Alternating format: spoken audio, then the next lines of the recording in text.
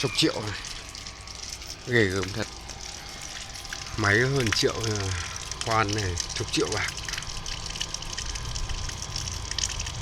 Để có cái đường nước này chục triệu. Sau này forever không bye bye nhà máy nước. Tớ không cần nhà máy nước nữa đâu.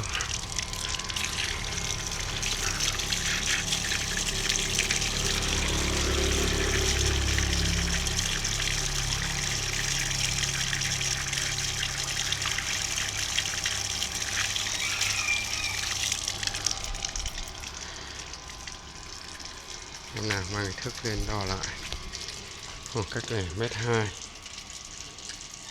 Khoảng cách này 30 phân. Vào tường 30 phân. Tâm ống mới vào tường.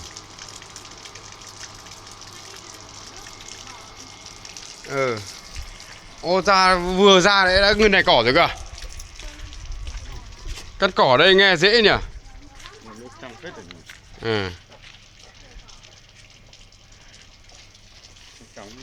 Ừ. Nước này ổn rồi. Mới chạy có tiếng chứ mấy nhỉ.